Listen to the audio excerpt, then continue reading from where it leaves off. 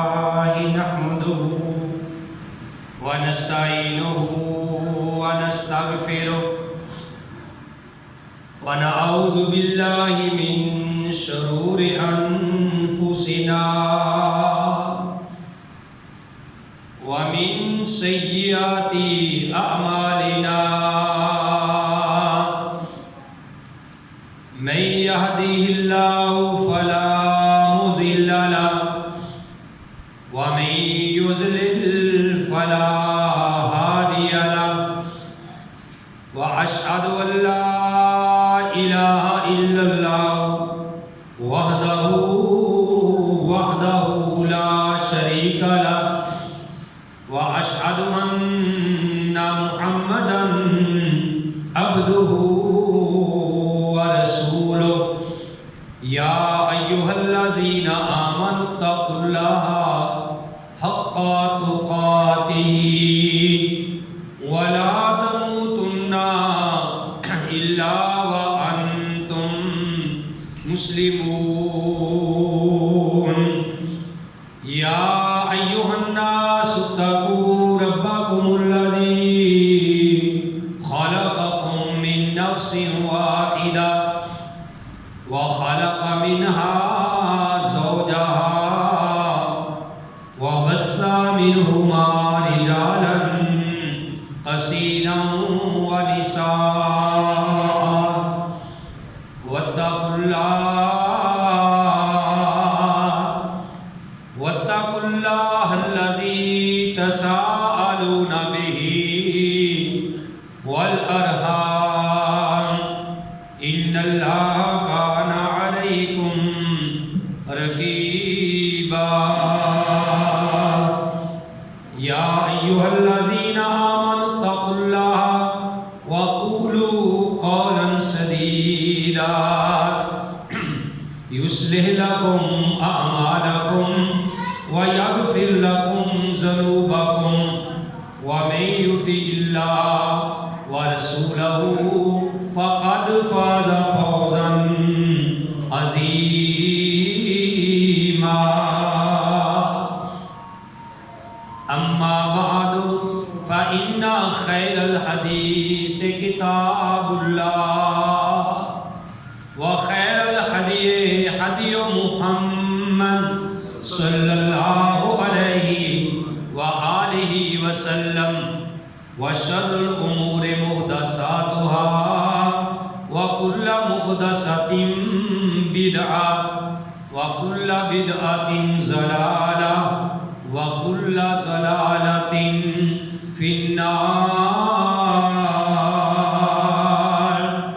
أعوذ بالله السميع العليم من الشيطان الرجيم. بسم الله الرحمن الرحيم. الحمد لله رب العالمين الرحمن الرحيم مالك يوم الدين إياك نعبد وإياك نستعين. تمام تعریفیں اللہ کے لیے ہیں جو پالنے والا ہے سارے جہانوں کو، بڑا ہی مہربان نہایت رحم کرنے والا ہے. وہ مالک ہے بدلے کے دن کا، جزا کے دن کا. ہم تیری ہی عبادت کرتے ہیں اور تجھ ہی سے ہم مدد مانگتے ہیں. محمد کی جس دل میں الفت نہ ہوگی سمجھ لو کہ قسمت میں جنت نہ ہوگی. بھٹکتا رہا ہے بھٹکتا رہے گا محمد سے جس کو عقیدت نہ ہوگی.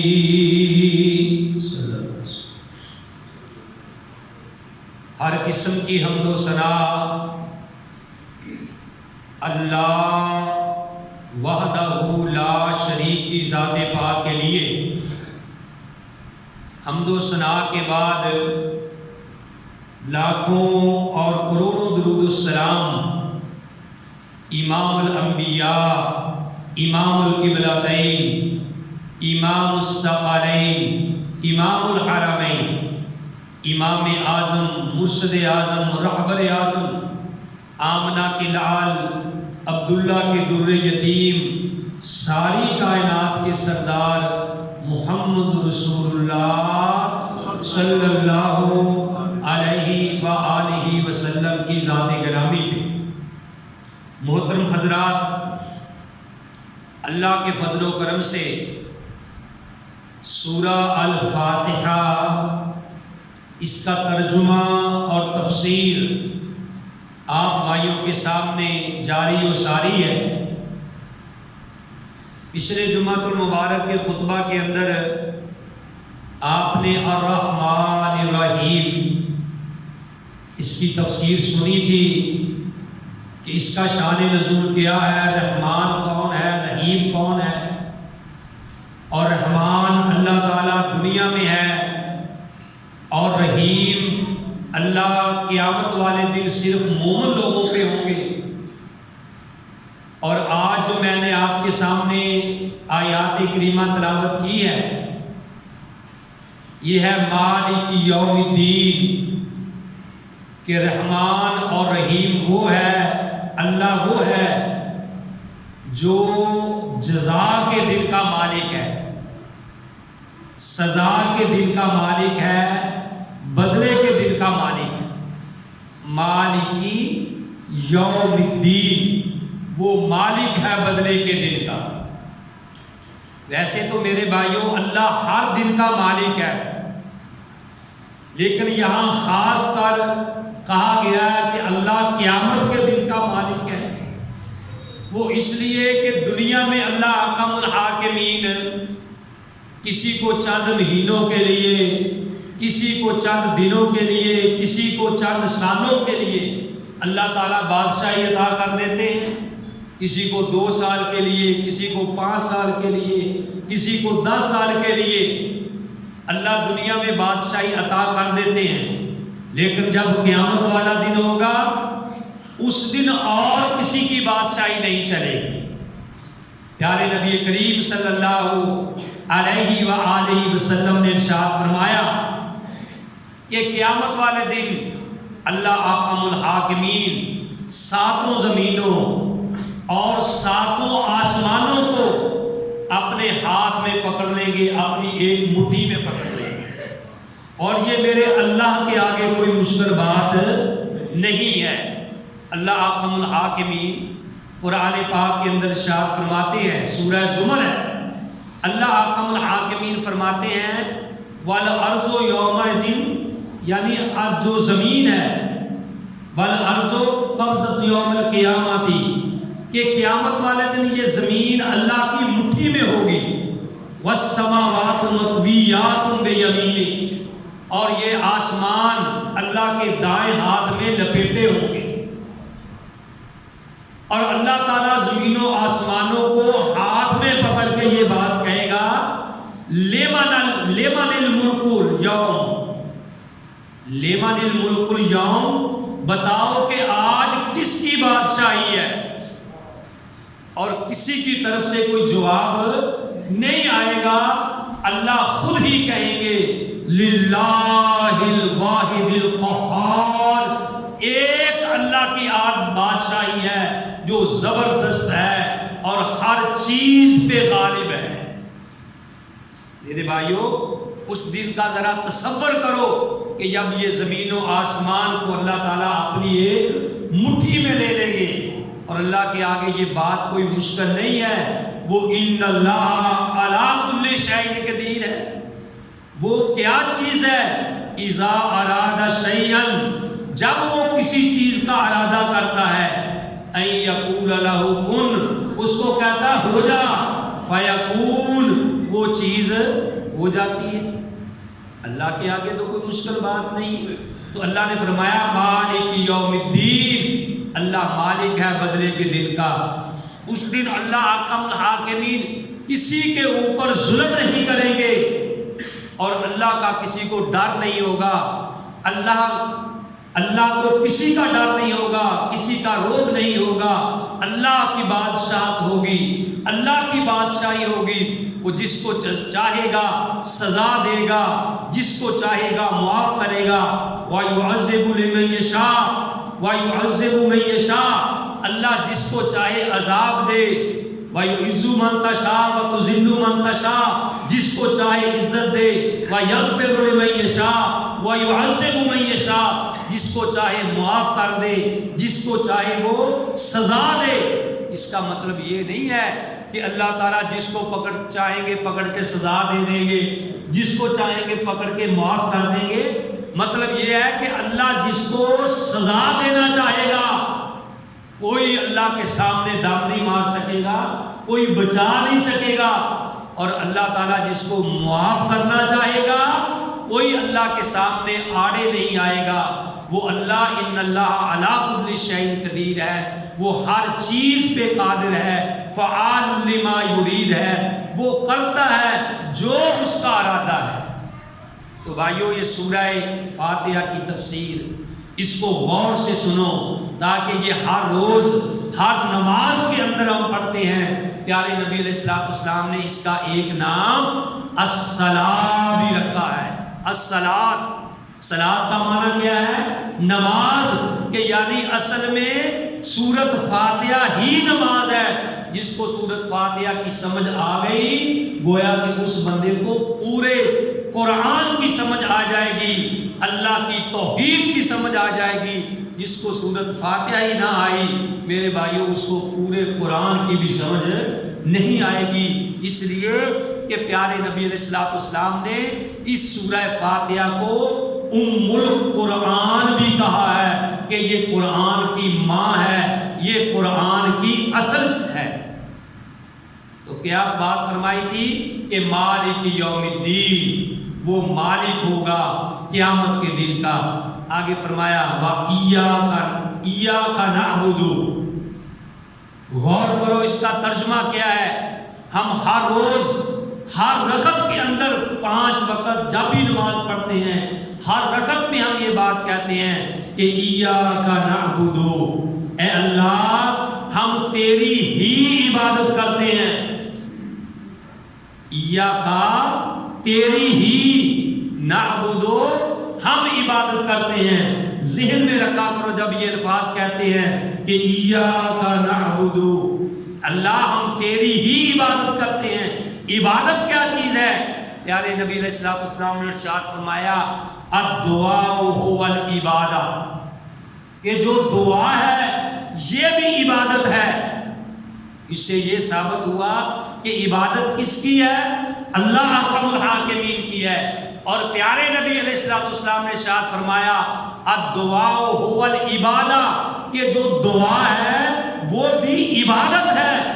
اگر ہم اللہ کے علاوہ کسی اور کی قبر پہ جا کے، میرے بھائیوں، کسی اور کے سامنے جا کے دعا کریں، اس سے دعا مانگیں، گویا کہ ہم اس کی عبادت کر رہے ہیں۔ کیونکہ پیارے نبی علیہ السلام نے ارشاد فرما دیا کہ الدعاء هو العبادہ، کہ جو دعا ہے وہ بھی کیا ہے؟ عبادت ہے۔ اور فرمایا الدعاء مخ العبادہ، جو دعا ہے وہ عبادت کا مغز ہے۔ جو دعا ہے وہ عبادت کا کیا ہے بھائی؟ مغز ہے۔ الدعاء مخ العبادہ۔ تو میرے بھائیوں، مغز کہاں ہوتا ہے؟ یہ انسان کے سر کے اندر ہوتا ہے۔ تو پیارے نبی علیہ السلام نے ارشاد فرمایا الدعاء مخ العبادہ، کہ دعا جو ہے یہ عبادت کا مغز ہے۔ تو میرے بھائیوں، اصل دعا وہ ہے جو نماز کے اندر کی جائے۔ تو یہ بھی دعا ہے کہ ہم اللہ کو کہتے ہیں کہ ایاک نعبد، تیری ہی ہم عبادت کرتے ہیں۔ تو بھائیوں ذرا غور کرنا، ترجمے کو سمجھنا، کیونکہ سورہ فاتحہ کی تفسیر آپ بھائیوں کے سامنے بیان کی جا رہی ہے۔ کہ جب ہم نماز پڑھتے ہیں تو کہتے ہیں کہ ایاک نعبد، تیری ہی ہم عبادت کرتے ہیں. بندہ تو خود کہہ رہا اکیلا، لیکن سیغہ یہاں جمع کا بول رہا ہے کہ ایاک نعبد، کہ ہم تیری ہی، ہم کہہ رہا ہے کہ نعبد، تیری ہی ہم عبادت کرتے ہیں. وَإِيَّاكَ نَسْتَعِينُ، اور تجھ ہی سے ہم مدد مانگتے ہیں. جب بندہ اکیلا کہہ رہا ہے کہ ہم تیری ہی عبادت کرتے ہیں، مفسرین نے یہاں بڑی پیاری بات لکھی ہے کہ اصل بات یہ ہے کہ جب بندہ نماز میں ہوتا ہے اپنے اللہ کے سامنے یہ عاجزی پیش کرتا ہے کہ اے اللہ چلو میں اس قابل نہیں، میں گناہ گار ہی صحیح، میں سیاہ کار ہی صحیح، اللہ اور بھی تو لوگ یہاں کھڑے ہیں جو مجھ سے افضل ہیں، جو مجھ سے اچھے ہیں، جو مجھ سے نیک ہیں، اللہ چلو میری نہیں صحیح تو ان کے ساتھ ملا کے تو میری بھی عبادت قبول کر. ایاک نعبد و ایاک نستعین، کہ ہم تیری ہی عبادت کرتے ہیں. تو بھائیو میں یہ بتا رہا تھا کہ پیارے نبی علیہ الصلوۃ والسلام کا یہ فرمان ہے کہ الدعاء هو العبادہ، کہ جو دعا جو ہے یہ بھی کیا ہے؟ عبادت ہے. تو جب ہم اللہ کے سامنے دعا کرتے ہیں تو گویا ہم وہ اللہ کی عبادت کر رہے ہیں. تو دعا کے لیے ہمیں ہاتھ صرف اور صرف اللہ کے سامنے پھیلانے چاہیے. اور میرے بھائیوں ہر چیز کے آداب ہوتے ہیں، دعا کے بھی آداب ہیں کہ جب بندہ اللہ کے سامنے کھڑا ہو، اللہ کے پاس مانگے تو سب سے پہلے کیا کرے؟ اللہ کی تعریف کرے. دعا مانگنی ہے کوئی بھی تو سب سے کہے الحمدللہ رب العالمین، سب سے پہلے یہ کہے. اور پھر کیا کرے؟ پھر وہ پیارے نبی علیہ الصلوۃ والسلام پہ درود بھیجے. اللہم صلی علی محمد وعلی آل محمد کما صلیت علی ابراہیم وعلی آل ابراہیم انک حمید مجید. اللہم بارک علی محمد وعلی آل محمد کما بارکت علی ابراہیم وعلی آل ابراہیم انک حمید مجید. اور پھر کہے ربنا آتینا فی الدنیا حسنۃ وفی الآخرۃ حسنۃ وقنا عذاب النار، کہ اے اللہ مجھے دنیا بھی عطا فرما، اے اللہ مجھے آخرت بھی عطا فرما، اور اے اللہ مجھے جہنم کی آگ سے بچا لے. یہ نہیں کہ بندہ اتنا متقی صوفی بن جائے وہ کہے کہ مجھے دنیا کی ضرورت ہی نہیں ہے. میرے بھائیوں دنیا بھی اللہ سے مانگنی چاہیے اور اللہ سے آخرت بھی مانگنی چاہیے. اللہ تعالیٰ اگر کسی کو دنیا بھی دیتا ہے آخرت بھی دیتا ہے تو میرے بھائیوں اس جیسا خوش نصیب ہی کوئی نہیں ہے. اللہ مال دے گا، وہ جناب اس میں سے زکوٰۃ دے کے، اس میں سے صدقہ خیرات کر کے غریبوں کی، مسکینوں کی وہ خدمت کر سکتا ہے، ان کی مدد کر سکتا ہے، وہ حج کر سکتا ہے، وہ عمرہ کر سکتا ہے، وہ کسی اپنے مسلمان غریب بھائی کو مکان لے کے دے سکتا ہے، اس کو کپڑا لے کے دے سکتا ہے. تو اس لیے اللہ سے یہ دعا کرنی چاہیے کہ ربنا آتینا فی الدنیا حسنۃ وفی الآخرۃ حسنۃ وقنا عذاب النار. اے اللہ تو مجھے دنیا بھی عطا فرما، اللہ مجھے آخرت بھی عطا فرمانا، اور اے اللہ مجھے جہنم کی آگ سے بچانا. یہ بات ضرور کہنی ہے. کیوں کہ اللہ نے قرآن میں کہا ہے کہ فمن زحزح عن النار وادخل الجنہ فقد فاز، کہ جو آدمی جہنم کی آگ سے بچا لیا گیا اور جنت میں اس کا داخلہ ہو گیا، فقد فاز، تو وہ بندہ کامیاب ہے. تو بات کیا ہو رہی تھی کہ ایاک نعبد، اے اللہ ہم تیری ہی عبادت کرتے ہیں، وایاک نستعین، اور تجھ سے ہی مدد مانگتے ہیں. اب ایاک نعبد تیری ہی عبادت کر کے فوراً یہ بات کہی کہ وایاک نستعین، کہ ہم تجھ سے ہی مدد مانگتے ہیں. کہیں بندہ اپنی عبادت پہ فخر نہ کر لے، کیونکہ اگر کوئی بندہ عبادت کرتا ہے تو وہ بھی اللہ کی توفیق سے کرتا ہے. اللہ کا شکر کیا کرو کہ اللہ نے آپ کو اپنے گھر میں آنے کی توفیق نصیب فرمائی ہے۔ اللہ کی توفیق کے بغیر ایک سجدہ بھی آپ نہیں کر سکتے۔ اللہ کا شکر کیا کرو کہ اے اللہ تیرا بڑا احسان ہے، الحمدللہ۔ اے اللہ تمام تعریفیں تیرے لیے ہیں کہ تو ہمیں اپنے گھر میں آنے کی توفیق نصیب فرمائی ہے۔ اپنی اے سی والی گاڑیاں چھوڑ کے اللہ تیری توفیق سے آئے ہیں، اپنا کاروبار بند کر کے، دکانیں بند کر کے اللہ تیری توفیق سے آئے ہیں۔ اے اللہ ہم نے تیرے قرآن پہ عمل کیا ہے کہ جو تو اپنے قرآن میں کہا ہے کہ یا ایھا الذین آمنوا اذا نودی للصلاۃ من یوم الجمعۃ فاسعوا الی ذکر اللہ وذروا البیع۔ یہ اے ایمان والو، جب جمعہ کے لیے تجھے پکارا جائے تم کیا کرو؟ فاسعوا الی ذکر اللہ، اللہ کے ذکر کی طرف، اللہ کی یاد کی طرف جلدی جلدی آؤ، اپنی تیاری کر لو۔ وذروا البیع، اور اپنے کاروبار چھوڑ دو۔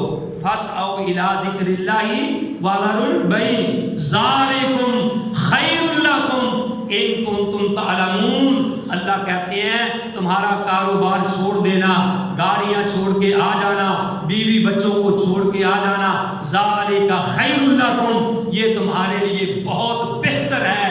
ان کنتم تعلمون، اگر تم جان لو، تمہیں پتہ چل جائے، تمہیں یقین ہو جائے کہ تمہارا اللہ کے گھر میں آنا تمہارے لیے کتنا بہتر ہے۔ جو بندہ جمعے کے لیے آتا ہے، صحیح طریقے سے غسل کر کے آتا ہے، صاف ستھرے کپڑے پہن کے آتا ہے، اور میرے بھائیوں جہاں جگہ ملتی ہے وہ کسی کو تنگ نہیں کرتا، آ کے بیٹھ جاتا ہے، جمعہ وہ پڑھتا ہے، سلام پھیر دیتا ہے، اللہ تعالیٰ اس جمعے سے لے کے اگلے جمعے تک آنے والے، اس جمعے سے لے کے اس جمعے تک سارے گناہوں کو معاف کر دیتا ہے۔ یہ کتنی بڑی بات ہے۔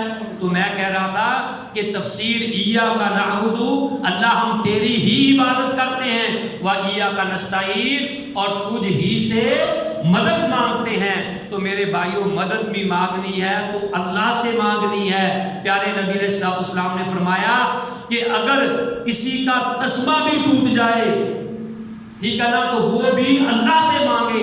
جب یہ بات کہی تو صحابہ اکرام کا یہ حال تھا کہ اگر گھوڑوں کے اوپر سوار ہوتے تھے، اگر ان کا نیزہ ہاتھ سے چھوٹ جاتا تو خود گھوڑے سے چھلانگ لگا کے نیچے اترتے اور خود اپنا نیزہ پکڑ لیا کرتے، تاکہ یہ بھی کہیں اور زمرے میں نہ آ جائے۔ تو کسی سے تعاون لینا جائز ہے۔ فرض کرو کہ میں کہتا ہوں کہ پانی کا گلاس پلاؤ، یہ تعاون ہے کہ بھئی یہ مجھے سوٹی پکڑاؤ، میرا آسا پکڑاؤ، یہ ایک تعاون ہے۔ لیکن میرے بھائیوں وہ مدد جس کے بارے میں پیارے نبی علیہ السلام نے فرمایا ہے، وہ مدد صرف اور صرف اللہ سے مانگنی چاہیے۔ اللہ احکم الحاکمین سے دعا ہے کہ اللہ تعالی ہم سب کو صحیح معنوں میں کتاب و سنت پہ عمل کرنے کی توفیق نصیب فرمائے۔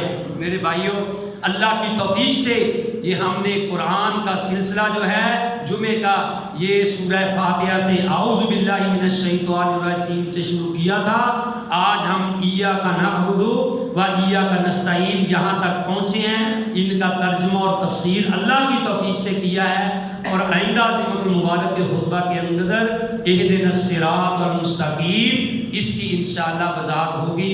اللہ سے دعا ہے کہ جو میں نے آپ بھائیوں کو سنایا، آپ نے سنا، اللہ مجھے بھی اور آپ سب کو صحیح معنوں میں اس پہ عمل کرنے کی توفیق نصیب فرمائے۔ وما علیہ الا البلاغ۔